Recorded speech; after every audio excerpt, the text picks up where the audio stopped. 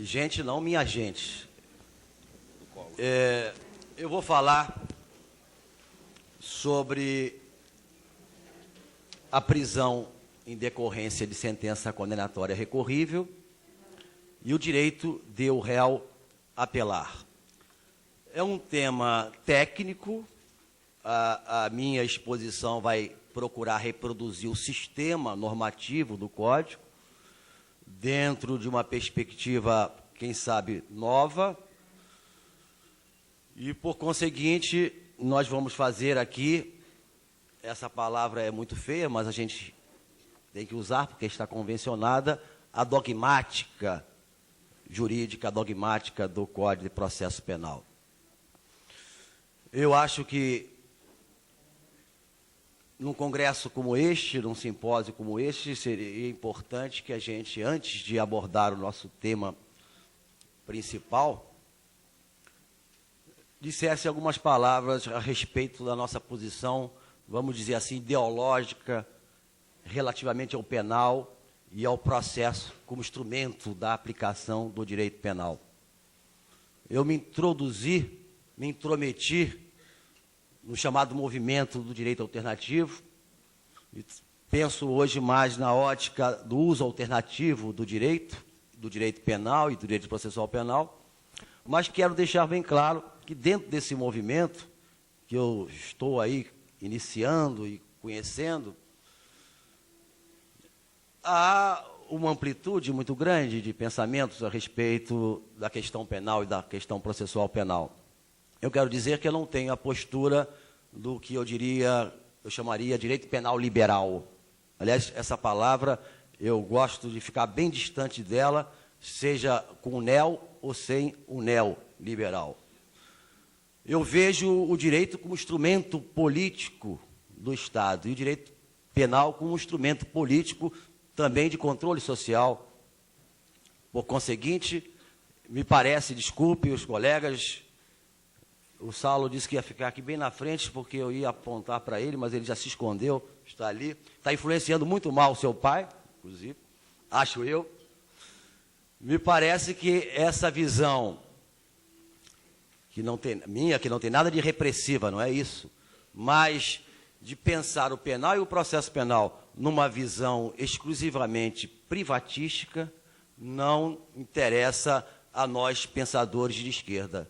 Eu acho que estávamos juntos quando tínhamos um inimigo comum, que é a ditadura militar. No momento em que esse inimigo comum está desaparecendo, eu acho que a gente tem que separar o liberal, o direito penal liberal, daquele que usa alternativamente o direito penal e o processual penal, para punir, sim, aqueles que praticam condutas, seja no plano de vista do desvalor da ação, seja no plano de vista do desvalor do resultado, muito mais graves do que aqueles desvalidos que praticam infrações. Evidentemente que aquele que pratica um crime econômico tem um desvalor da ação muito maior, porque ele tinha condições muito maiores de agir de acordo com a norma daquele outro desvalido, que tem outra cultura, um determinismo econômico, que pratica também um crime patrimonial. E o desvalor do resultado é muito maior também, porque as consequências daquele crime econômico atinge uma série inúmera de pessoas. Já aquele que furtou o relógio, que furtou a caneta, tem um dano patrimonial muito restrito e muito menor. De modo que eu quero um direito penal, vamos dizer assim, duro, severo, para esses que oprimem a sociedade, que oprimem as classes mais baixas, e quero mais condescendência com esses que são oprimidos. Eu acho que a gente pode repetir aqui, está fazendo 30 anos que ele desapareceu, que por vezes é preciso endurecer, mas sem perder a ternura jamais. De modo que eu não vejo o crime como um problema da vítima. Eu não vejo o crime como um problema da vítima. Eu acho que o processo penal não foi feito para atender a vítima. O processo penal foi feito para, como instrumento do direito penal, proteger valores que devem ser, aí a questão de discutir a norma penal incriminadora, sociais a serem protegidos, e não proteger a vítima. O consentimento da vítima, me parece, nos crimes de ação pública incondicionada, absolutamente irrelevante, até contra a vontade da vítima. Nós estamos perseguindo penalmente aquelas pessoas que praticaram crimes que segregam direitos sociais, direitos relevantes na sociedade. De modo que eu estou num caminho totalmente diferente dessa postura que até agora tem predominado no Congresso, de trabalhar o penal e o processo penal dentro da perspectiva privada. Fala-se até, disse que é moderno, na Europa, a pena de multa reparatória, a pena de multa em favor da vítima. Ora, ação penal privada, pena de multa em favor da vítima é uma ação civil de cobrança. Vamos discutir se é o rito ordinário ou se é o rito sumário do 275 do Código de Processo Civil. A pena de multa em favor da vítima é ação de cobrança. Eu acho que o nosso inimigo não é o Estado. Eu acho que o discurso liberal é este, mas o discurso das pessoas que pensam no social, o Estado não é o nosso inimigo comum. Temos que democratizar o Estado, evidentemente, temos que melhorar, mas o Estado tem que intervir até para mitigar a desigualdade que existe na sociedade. Quem tira, muitas das vezes, no cotidiano, mais a nossa liberdade, quem segrega e limita mais a nossa liberdade, não é o Estado. De repente, é um contrato de trabalho que me faz submisso à vontade do meu patrão. Essa que é a questão importante. Nosso inimigo comum, nós da esquerda, é o capital, são as classes dominantes, e não o Estado, embora às vezes eles estejam manipulando o Estado. O que nós temos que acabar é com essa manipulação e transformar um Estado num Estado democrático. Mas não entra nesse, estou falando isso para estudantes, né, de que essa visão privada, privatística, liberal, não, a meu juízo, não atende aos interesses sociais. Vamos então entrar na questão técnica da prisão em decorrência de sentença condenatória recorrível. Primeira questão, eu tenho que tratar quando ocorre a prisão em decorrência de sentença não transitada em julgado, porque aí é pena, é direito penal. No segundo momento, quero examinar se essa prisão é constitucional ou é inconstitucional. Depois eu quero examinar essa prisão prevista no artigo 594, dentro de uma perspectiva sistemática, compatibilizá-la com o sistema de prisão e liberdade. E depois quero examinar a natureza jurídica desta prisão, não sendo inconstitucional. O tema é mais ou menos sofisticado, hermético, e eu vou procurar aqui, não se trata de uma conferência, mas fazer uma exposição a mais didática possível. Coisa bem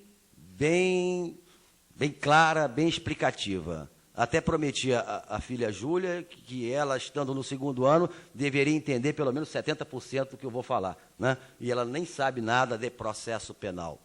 Então, vou procurar explicar, porque é um tema que me interessou muito, que eu venho tratando muito desse tema, e tem já sido aceito, em parte, pela doutrina e pela jurisprudência. Temos que considerar, primeiramente aqui, alguns artigos do Código de Processo Penal. O primeiro artigo é o 3931. Vou ler. São efeitos da sentença penal condenatória recorrível, quer dizer, não transitada em julgado, aquela que desafia o recurso de apelação. 1. Ser o réu preso ou conservado na prisão, assim nas infrações inafiançáveis, como nas afiançáveis, enquanto não prestar fiança. Temos aqui a prisão como efeito da sentença condenatória. A sentença condenatória como fato jurídico, que, ocorrendo, determina a incidência da norma. A prisão não decorre da manifestação de vontade do Estado juiz, mas decorre da incidência da norma sobre seu suporte fático, juridicizando aquele comportamento, produzindo efeitos no mundo do direito. Esta era a regra geral. O réu condenado ficaria preso em razão desta condenação. Se estava solto, seria preso por ela. Se estava preso por outro motivo, passaria a ficar preso pela sentença condenatória recorrível.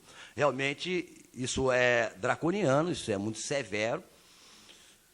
Não vamos fazer a crítica ao sistema, mas não pode deixar aqui, nesse momento, o palestrante de mencionar o seu desacordo com essa prisão pura e simples decorrência de sentença condenatória recorrível. Veio a Lei Fleury, e deu uma redação nova ao artigo 594, limitando essa amplitude do 3931. O 594, como sabem,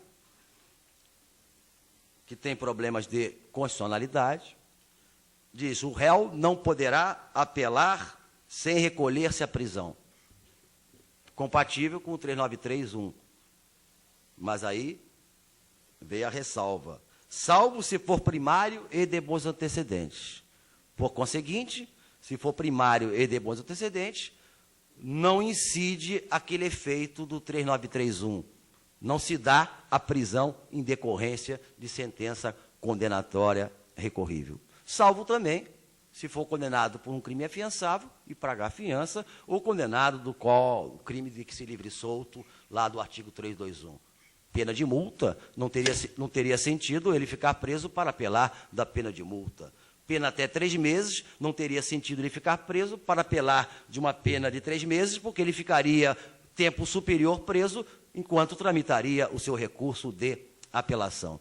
Então, o Código diz hoje que o réu fica preso em razão da condenação, se condenado a mais de 2 anos, porque se menos 2 anos é afiançável, a mais de 2 anos, desde que portador de maus antecedentes e com mais razão se for reincidente. Se ele tiver bons antecedentes, não se dão ou não se dá aquele efeito do artigo 393 do Código de Processo Penal. Depois nós temos outro artigo, que é o 597, que diz: temos que conjugar sistematicamente esses 3 dispositivos. A apelação de sentença condenatória terá efeito suspensivo. Seria a regra, mas a exceção é tão abrangente que a exceção, na verdade, é a regra. Salvo o disposto no artigo 393. Quer dizer, a apelação não tem efeito suspensivo. Ela suspende, mas não suspende a prisão em decorrência de sentença condenatória. Agora, restringida pelo 594. Porque se for primário e de bons antecedentes, a apelação tem efeito suspensivo, não se dá a prisão em decorrência de sentença condenatória recorrível. A questão que se coloca, primeira, é a discussão a respeito da constitucionalidade dessa prisão. Alguns autores de nomeada, importantíssimos, como Tourinho Filho, Luiz Flávio Gomes, Cláudio Tovo, Porto Alegre, lá da PUC de Porto Alegre, Rio Grande do Sul, e outros, no momento em que foi promulgada a Constituição de 88, trabalhando com a presunção de inocência ali do artigo 5º, um daqueles incisos, passaram a sustentar que estaria revogado, não teria sido recepcionado pela nova ordem constitucional a regra do artigo 594. Seria incompatível com o sistema constitucional novo prender em razão de condenação, tendo em vista o princípio da presunção de inocência. Porque a prisão aqui se dá exclusivamente porque foi condenado e tem maus antecedentes. Aspas, não poderá apelar em liberdade. Essa foi a primeira colocação. Primeiro, se essa prisão, como dizem quase que a unanimidade os autores, não a unanimidade, mas uma maioria expressiva, tem a natureza cautelar,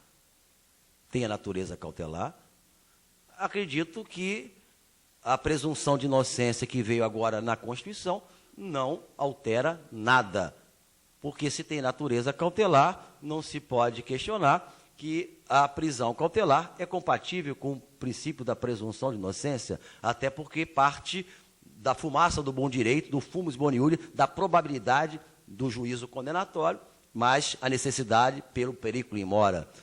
Se ela é cautelar, ela persiste como persiste a prisão em flagrante, como persiste a prisão preventiva, a prisão por pronúncia, da mesma maneira. Então, quem entendia e entende que essa prisão aqui é cautelar, não vejo justificativa para sustentar a sua inconstitucionalidade, porque então seriam inconstitucionais todas as outras espécies de prisão cautelar. Essa é uma questão. Mas se aceitarmos que não se pode prender em razão de condenação mais maus antecedentes, por violar o princípio da presunção de inocência, nós temos que chegar a uma outra conclusão, me parece complicada. Todos os recursos no processo penal têm efeito suspensivo. O recurso especial, o agravo quanto à decisão denegatória do recurso especial, os embargos de divergência junto ao Superior Tribunal, diante de dissídio jurisprudencial entre as suas turmas, os embargos de declaração, até transitar em julgado, aí se prenderia em razão da condenação. Todos os recursos teriam efeito suspensivo.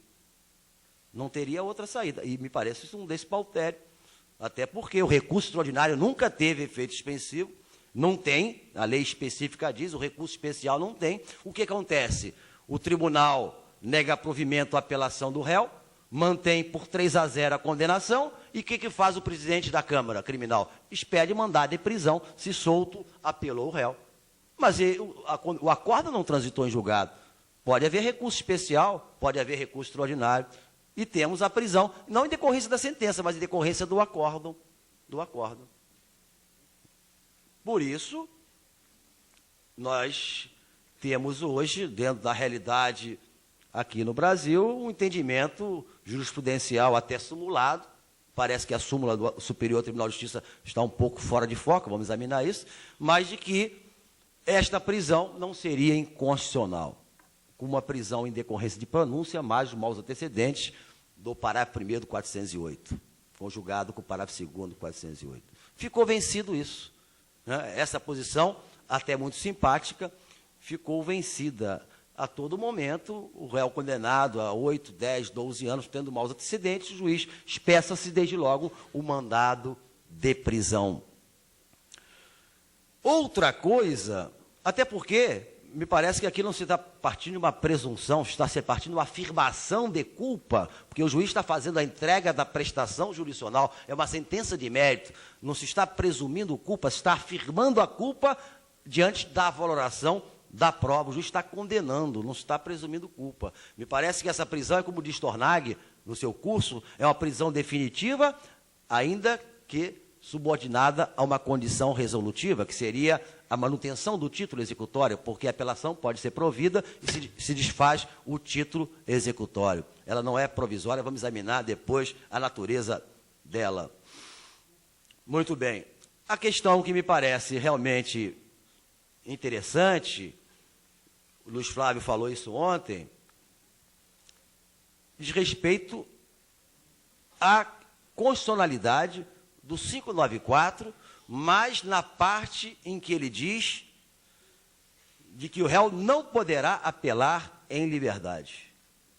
Quer dizer, nós temos que separar a prisão em decorrência de sentença condenatória recorrível, que me parece não ser inconstitucional, talvez indesejável, isso é uma outra questão, não me parece inconstitucional, da exigência legal de o réu se apresentar à prisão para poder apelar.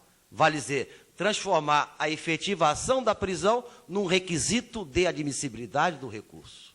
Isso é inconstitucional, não porque fira o princípio da presunção de inocência, mas fere o princípio constitucional do duplo grau de jurisdição e da ampla defesa, vírgula, com os recursos a ela inerentes, que está na Constituição expressamente. Aí que está, me parece, a inconstitucionalidade. Transformar a efetivação da prisão num requisito de admissibilidade. É lógico que a lei processual, que instrumentaliza as normas constitucionais, trata dos requisitos de admissibilidade do recurso, como trata das condições para o regular ou legítimo exercício da ação penal. Diz quem é parte legítima para a ação penal, quem é parte legítima para a interposição do recurso, fala no interesse de agir, fala no interesse em recorrer. Evidentemente que a lei trata dos requisitos, como diz o professor Barbosa Moreira, intrínsecos e extrínsecos. Cabimento, menos importante pelo princípio da fungibilidade, mas tem o problema do prazo. legitimação, interesse, ausência de fato impeditivo. Requisitos extrínsecos, tempestividade, regularidade formal e preparo na ação penal privada quando o querelante apela e não é beneficiário da assistência judiciária gratuita. Enfim, são os requisitos de admissibilidade, mas os requisitos de admissibilidade que a lei processual cria ao disciplinar o recurso não pode ser arbitrário, tem que ser algo conexo com o direito de recorrer que está sendo exercido. É inconstitucional a lei quando diz, para recorrer você tem que se recolher à prisão. Não tem nada a ver uma coisa com a outra. Como seria inconstitucional dissesse a lei por absurdo, para você recolher você tem que se converter a uma determinada religião. Absolutamente inconstitucional, porque está esvaziando o direito à ampla defesa com os recursos a ela inerentes à ampla defesa, por conseguinte, o duplo grau de jurisdição, por conseguinte. Aí me parece que está a inconstitucionalidade. Quer dizer, o juiz condena, tendo em vista os maus antecedentes, tendo em vista que a pena é maior do que 2 anos, não é afiançável, e determina desde logo a expedição do mandado. Se o réu, através de seu advogado, apela, dentro do prazo, sendo parte legítima para tal, havendo interesse em apelar, até porque ele foi condenado, evidentemente que tem, vamos receber, vamos conhecer do recurso, e se tiver razão o réu, vamos dar a razão ao réu, ainda que foragido. É interesse público, inclusive, absolver o réu inocente, ainda que foragido. Se ele não tem razão, nega provimento à apelação dele, vamos conhecer o mérito do recurso. Não castigá-lo porque ele não se apresentou à prisão. Evidentemente, aí sim está violando a ampla defesa com os recursos a ela inerentes. Está se violando o duplo grau de jurisdição. É aí que me parece que está a inconstitucionalidade. Mas como a questão foi focada a nível de constitucionalidade ou não da prisão, se perdeu nessa discussão e se esqueceu de canalizar mais argumentos e recursos para questionar essa exigência de estar preso para poder recorrer. Por conseguinte, me parece inconstitucional o 594, não quando diz que o réu poderá apelar em liberdade se primário de bom antecedente, porque está minimizando a amplitude do 3931, mas na parte que diz que ele não pode apelar, aí seria inconstitucional. Quando o 594 dá efeito suspensivo à apelação, pela primariedade, não tem nada de inconstitucional. Pelo contrário, pelo contrário. Por conseguinte, me parece também inconstitucional o artigo 2º, parágrafo 2º da Lei dos Crimes Hediondos. O artigo, salvo engano, 35 da Lei 6368, Lei de Tóxico, /76, que diz que o réu condenado pela prática do artigo 12 e 14 não poderá apelar em liberdade. Pode apelar, tem um direito ao duplo grau de jurisdição. Ora, se nomeou um advogado, até contra a vontade dele, porque tem que ter a defesa técnica, contraditório, no momento que a defesa se faz mais necessária, diante da condenação, diz que você teve advogado até agora, mas a partir daí, o seu advogado não pode mais apelar, não pode mais atuar. Evidentemente que pode apelar. Me parece inconstitucional. E aí eu até evito aquela discussão, porque a lei de Tóxico dizia, ou diz, não poderá apelar o condenado nas penas do artigo 12 e 14. Veio a lei do crime hediondo, que era para ser mais severa, e diz, o juiz poderá fundamentadamente permitir que ele apele. Aí ficou aquela discussão, né?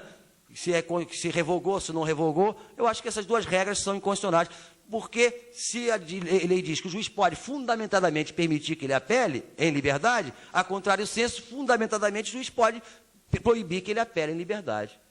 Então não tem nada que permitir ou vedar, proibir. Ele tem o direito ao recurso. Me parece inconstitucional. O que não quer dizer que o sistema do Código não opere. Inconstitucional o artigo 35, condenado pelo artigo 14 e o artigo 12, vamos ver se ele é primário de bons antecedentes. Se ele é primário, a apelação tem efeito suspensivo, ele apela e não expede-se o mandado de prisão desde logo. Se ele não é primário, pelo 594 e 3931, expede-se o mandado de prisão. Se ele apelar foragido, conheçamos o recurso dele. Se ele se apresentar à prisão, melhor ainda, mas vamos conhecer do recurso dele. Me parece inconstitucional, regra semelhante que existe na lei que trata dos crimes praticados em decorrência de organização criminosa, também vedando apelar em liberdade, como a lei do colarinho branco também veda apelar em liberdade. Toda lei que veda o recurso, a ampla defesa, o duplo grau de jurisdição, me parece inconstitucional. Sendo inconstitucional, opera-se o sistema, trabalha-se com o sistema do Código de Processo Penal. Muito bem. Como é que eu trabalho sistematicamente com essas regras que estamos examinando? Quando surgiu, o Supremo ainda trata assim, quando surgiu a 594, o Supremo disse, o réu condenado primário de bom antecedente está preso preventivamente, preso em flagrante. Agora, o advogado apela, ele tem que ser solto. No momento em que o Estado está condenando, ele que respondeu preso o processo será solto porque é primário de bons antecedentes? O Supremo acabou dizendo, não, o 594 só se aplica àqueles que estão soltos. Se condenados, primário de bons antecedentes, não ficará preso em razão da condenação. Mas se já está preso, não se aplica o artigo 594. Eu leio a coisa de modo diferente um pouco. Eu acho que não é bem assim a interpretação sistemática. Eu penso da seguinte maneira, vamos dar 2 exemplos, cada um tem 2 subhipóteses. Réu condenado, primário de bons antecedentes. Primeira situação que vamos examinar. Réu condenado com maus antecedentes, e com mais razão se for reincidente. Réu condenado, primário de bons antecedentes. No momento em que foi condenado, estava solto, e no momento que foi condenado, estava preso. Não tem outro caminho, ou estava solto ou estava preso. Né? Condenado de primário de bons antecedentes. Estava solto. Primário de bons antecedentes, a sua apelação terá efeito suspensivo, não pode ser preso em razão da condenação. Porque a apelação tem efeito suspensivo, não incide o artigo 3931, a prisão como efeito da condenação. Isso não quer dizer que o juiz não possa, se for o caso, fundamentadamente, decretar a prisão preventiva dele na sentença condenatória. Seja no corpo da sentença, seja até, para ficar mais claro, em documento separado, em decisão separada. Tanto pode decretar a prisão preventiva no momento em que condena, como poderia decretar ontem, desde que presente o requisito do artigo 312, que legitime a prisão preventiva. Mas fique claro que está prendendo não em razão da condenação, mas está decretando a prisão preventiva do réu, presente os seus requisitos. Então não existe aquela impunidade, aquela coisa, a lei é muito liberal, eu estou condenando e não posso prender, ele é perigoso, vai fugir, pode matar o ofendido, enfim. Então, decrete se couber a prisão preventiva. E fique claro que ele está preso não em razão da condenação, porque ele é primário e de bons antecedentes. Ele está preso porque decretou a prisão preventiva. Podia decretar antes, até no curso do inquérito, com uma razão no momento que condena, porque aí já está evidente o fumus boniuri, porque só falta demonstrar o periculo in mora. Condenado primário de bons antecedentes. Estava preso. Primeiro exemplo, ele estava solto. O juiz não pode prender em razão da condenação, mas, se for o caso, pode decretar a prisão preventiva. Primário de bons antecedentes. Estava preso. Diz o Supremo, não se aplica o 594, ele não pode ser solto. Acho que não é bem isso. Estava preso, condenado, primário de bons antecedentes. A apelação tem efeito suspensivo. Não se dá a prisão em decorrência de sentença condenatória recorrível. O que tem que fazer o juiz? Olhar para trás e verificar. Ele está preso a que título? Estava preso preventivamente. Por que foi decretada a prisão preventiva? Por conveniência da instrução criminal. A instrução criminal acabou, estou condenando ele. Então eu tenho que revogar a prisão preventiva. Não estou soltando porque condenei, que seria uma contradição lógica. Estou soltando porque a apelação tem efeito suspensivo, não pode ficar preso em razão da condenação, e o motivo que levou à prisão preventiva desapareceu. Então eu tenho que revogar a prisão preventiva. Quer dizer, em razão da primariedade e dos bons antecedentes, a condenação não é título da prisão, mas o sistema de prisão e liberdade continua trabalhando, operando livremente. Condenado, primário e de bons antecedentes, estava preso. Pela condenação, não continuará preso. O juiz olha, ele está preso em flagrante. Cabe transformar essa prisão em flagrante em liberdade provisória, com base no 310, parágrafo único. Não se faz necessária a manutenção dessa prisão, revoga-se, não, concede-se liberdade provisória em substituição à prisão em flagrante. Não está sendo solto porque foi condenado, está sendo solto porque aquela prisão em flagrante não se faz necessária. Aliás, o juiz já deveria ter convertido essa prisão em flagrante em liberdade provisória até muito antes, mas pelo menos que faça agora, no momento em que ele estuda o processo, porque teve que prolatar a sentença de mérito. Agora, naquela outra situação que apresenta, o réu condenado tem maus antecedentes.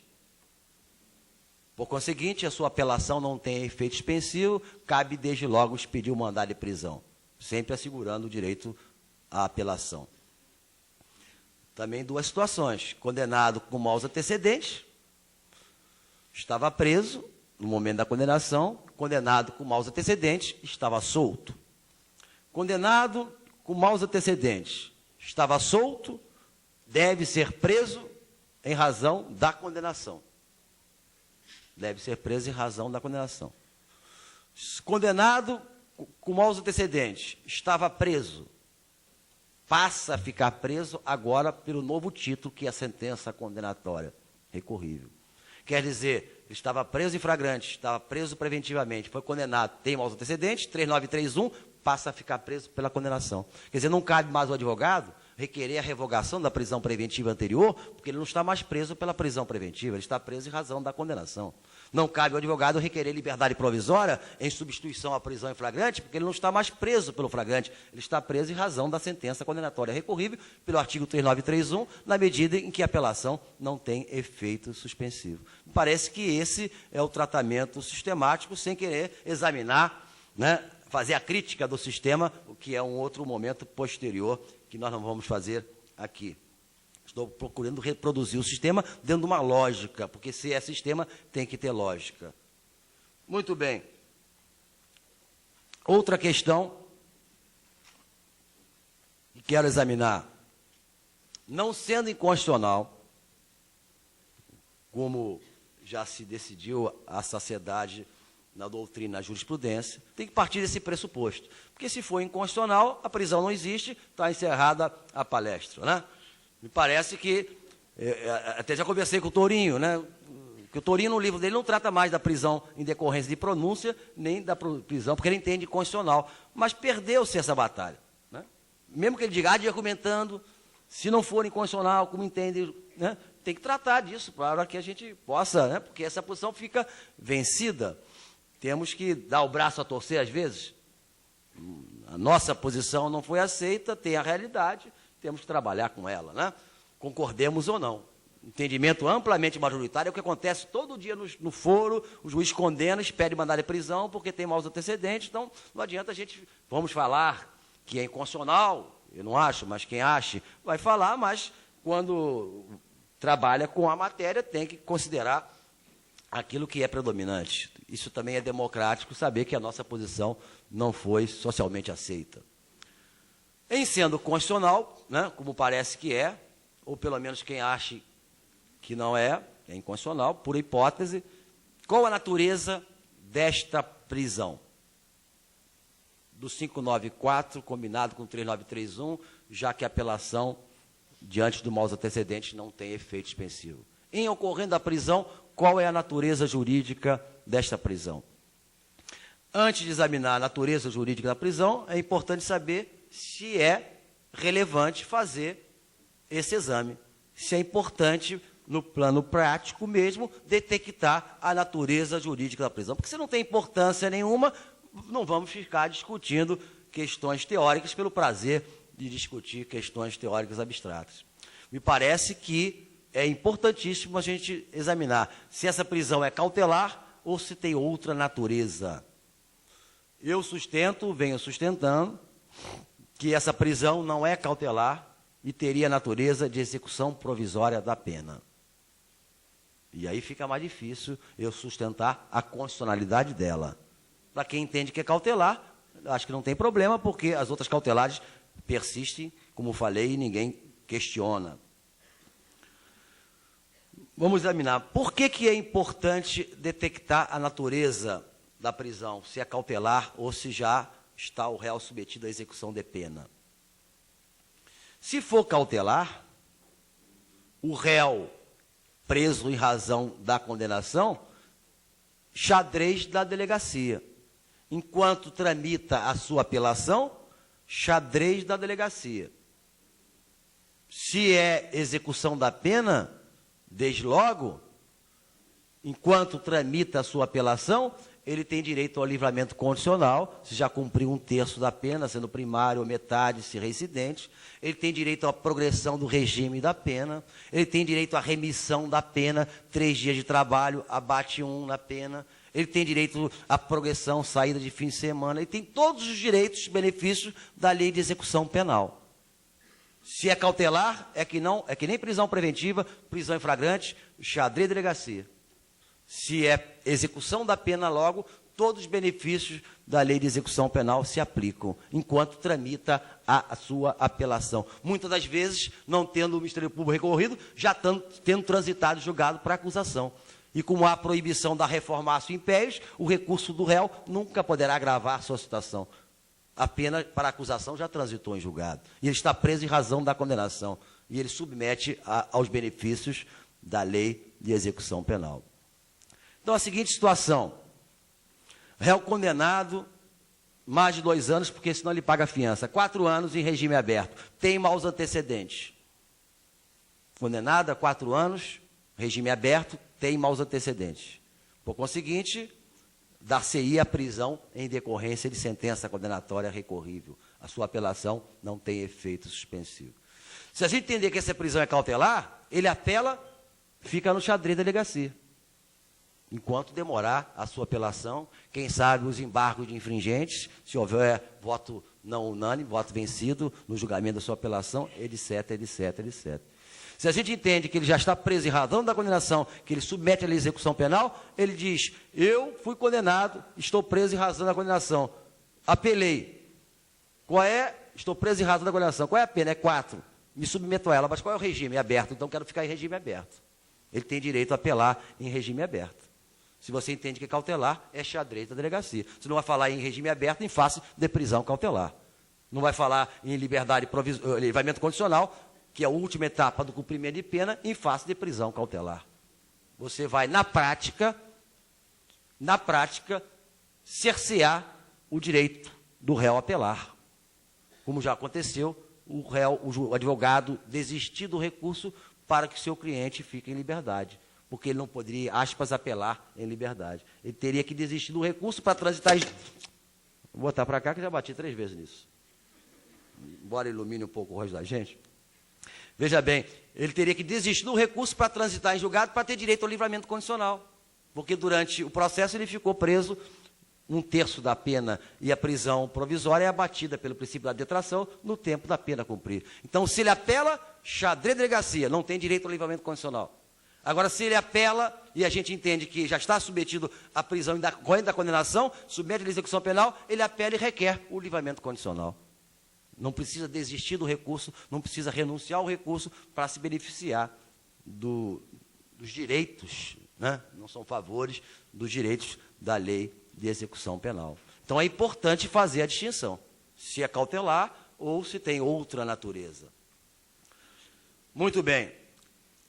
Seria cautelar, como diz a doutrina majoritariamente? Bom, toda medida cautelar tem que ter as seguintes características: provisoriedade, preventividade, no civil, no penal, no trabalho. Medida cautelar tem que ser preventiva, provisória, instrumental e acessória. Instrumentalidade, provisoriedade, preventividade e acessoriedade. Visa prevenir um dano irreparável ou de difícil reparação. Preventividade. É provisória, porque só é mantida enquanto persistirem os motivos que levaram à sua decretação. É acessória porque não é o principal. Ela visa instrumentalizar a prestação judicial a ser entregue no processo de conhecimento e processo de execução. Ela é um instrumento, instrumentalidade hipotética, dizia Calamandré, instrumento para tornar eficaz a prestação jurisdicional.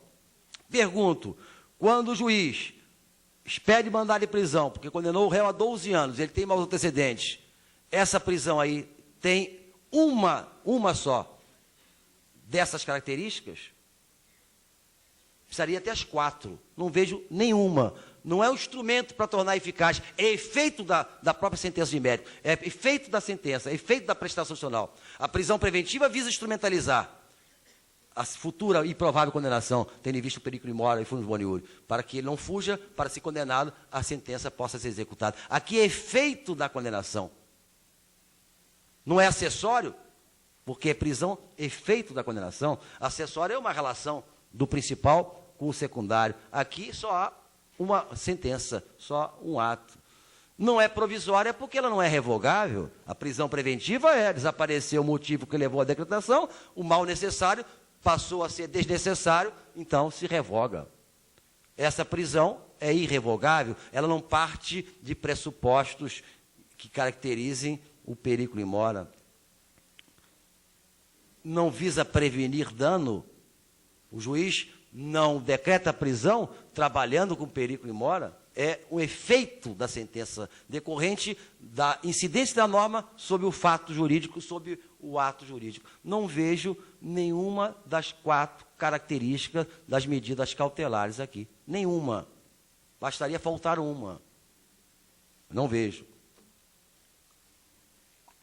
O que a gente encontra na teoria geral do processo? Isso aí no processo civil é coisa sabida e ressabida. Sempre que a lei não dá efeito suspensivo ao recurso, a decisão impugnada pode ser executada desde logo, né? Através da carta de sentença ou quando o recurso sobe por instrumento nos próprios autos. A doutrina e o Código de Processo Civil tem um capítulo, né, da execução provisória que disciplina isso. Se você está prendendo em razão de uma condenação porque a apelação não tem efeito suspensivo, nós estamos diante de uma execução provisória. Está se criando alguma coisa? Não. Isso sempre existiu e continua existindo. Porque o acórdão mantém a condenação por 3-0, o presidente da Câmara espera mandar de prisão, nada obstante eventual recurso especial ou extraordinário. Sempre existiu. No Código de Processo Penal, 41, já estava lá no 637, o recurso extraordinário não tem efeito suspensivo. E uma vez arrazoados pelo recorrido, os autos do traslado, que iriam subir para o Supremo, os originais baixarão à primeira instância para execução da sentença. Então, é uma execução de um acordo não transitado em julgado. E é o que acontece no dia a dia. Mas quando nós nomeamos isso de execução provisória, a doutrina se rebela. Mas como a execução provisória diante do princípio da inocência? Bom, se é questão de nome, muda o nome. A gente pode até escolher aí, se alguém tem um outro nome para o Instituto, a gente muda o nome, não é problema, né? O fato é que o fenômeno existe. Ah, mas a execução provisória viola o princípio da inocência. Temos argumentos. A lei de execução penal diz que só se expede a carta de guia depois do trânsito em julgado da condenação. Não estou falando de expedição de carta de guia, estou falando de execução de carta de sentença. Por outro lado, é evidente que a lei de execução penal só está tratando da execução definitiva. Não pensou nem o legislador na questão da execução provisória, evidentemente. E ela está consagrada no Código de Processo Penal. Depois, como disse, não estou partindo de uma presunção, estou partindo de uma condenação, de uma afirmação de culpa.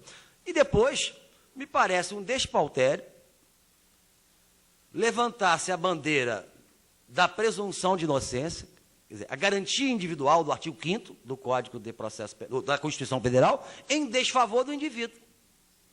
Porque esse entendimento só beneficia o réu. Não há uma hipótese em que, entendendo essa prisão como execução provisória, venha prejudicar o réu. Então, vamos alegar uma garantia individual em desfavor do indivíduo? Até pode-se pensar, se ele foi preso em razão da condenação, apelou e restou absolvido, provida a sua apelação, se você entende que ele estava cumprindo pena, naquele último inciso do artigo 5º da Constituição, pode assegurar a ele, quem sabe, até direito à indenização, porque ficou cumprindo pena por tempo maior do que o devido. Ele foi absolvido. Se você trabalha com prisão cautelar, não vai ter direito a coisa nenhuma, a indenização, como preso preventivamente, que depois é absolvido. Quer dizer, esse entendimento só beneficia o réu. Ele apela, não precisa desistir do recurso para ficar em liberdade, tem direito à progressão do regime, enquanto tramita a apelação, tem direito ao livramento condicional, à remissão da pena, etc, etc. Só beneficia. Então, me parece totalmente fora de lógica dizer-se o princípio da inocência é incompatível com a natureza cautelar ou a natureza de execução provisória dessa prisão. Não faz nenhum sentido. Parece aquela posição do Supremo de outrora, quando entrou em vigor o Código de Processo Penal, até parece que antes da lei do júri, previa, como prevê o 411, a possibilidade do juiz absolver sumariamente o réu. E a Constituição sempre disse, os crimes dolosos contra a vida são da competência do tribunal do júri. A rigor, dentro dessa visão formalista, né, até positivista, seria inconstitucional o 411, porque permite que o juiz, diante de uma excludente de ilicitude e culpabilidade, absolva o réu. É mérito, não é impronúncia, é absolvição do réu. Absolve o réu. Então, seria inconstitucional, porque todas as Constituições disseram, cabe e compete exclusivamente ao tribunal do júri julgar os crimes dolosos contra a vida. O que disse o Supremo? Mas o júri não está no capítulo do Poder Judiciário.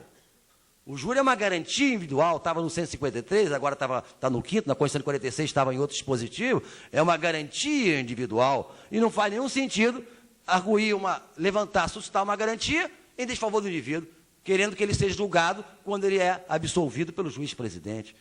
É uma questão de lógica. Por isso que eu digo, dizer que não pode haver, ou que não pode ter natureza, né, cautelar essa prisão, invocando a presunção de inocência, é trabalhar quanto o direito individual, porque esse entendimento só beneficia o réu. Não vejo uma hipótese, já pensei e repensei, que esse entendimento viesse em desfavor do réu que apela e, por isso, não transitou esse julgado da sua condenação. Não vi uma hipótese sequer que prejudicasse. Por isso, me parece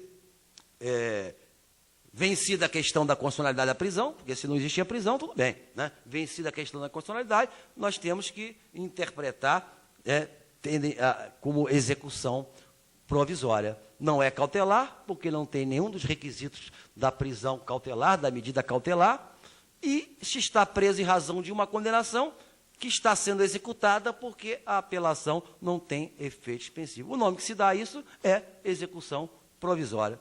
Se o nome assusta, é uma questão de pensar e dar um outro nome a esse instituto jurídico. Acho que essa colocação dá um tratamento sistemático, dá um tratamento justo e permite que se dê ao réu o direito à ampla defesa com os recursos a ele inerentes. Eu esqueci, meu tempo está acabando, eu esqueci de falar, mas ficou até implícito, da inconstitucionalidade do artigo 595. O réu condenado, se o réu condenado fugir depois de haver apelado, será declarada deserta a sua apelação. Se o réu condenado fugir depois de haver apelado, será declarada deserta a sua apelação. Me parece inconstitucional, porque está também sonegando o réu o direito ao duplo grau de jurisdição. Não só ele pode apelar, ainda que foragido, como também, se apelou dentro do prazo, tendo interesse, sendo parte legítima, o fato dele fugir não deve impedir que o tribunal examine o mérito de sua apelação. Se tiver razão, dá razão a ele, há interesse público nisso. Se não tiver razão, mantém-se a condenação e vamos procurar recapitular, prendê-lo novamente. É a posição correta. Imagina o desembargador, que tem o seu voto pronto para botar em pauta na sessão da semana que vem, recebe um ofício do delegado dizendo que o réu fugiu do xadrez e tem que julgar a deserta, e o voto dele é no sentido de absolver o réu. Que maldade! Como ele vai... Aí dá um habeas corpus de ofício, inventa, mas às vezes a matéria de fato, nem habeas corpus de ofício pode dar. Conhece da apelação e absolve o réu. Atende a ele, réu, atende à sociedade. Se não tiver razão, mantém a condenação. Me parece, evidentemente, inconstitucional o artigo 595. São essas as questões, né? Já avançando bastante na hora do almoço. Eu acabei atropelando um pouco, sendo um pouco mais rápido, pretendia ser mais lento, mas estou premido pelo tempo. Mais uma vez agradeço aí a atenção de vocês todos. Muito obrigado.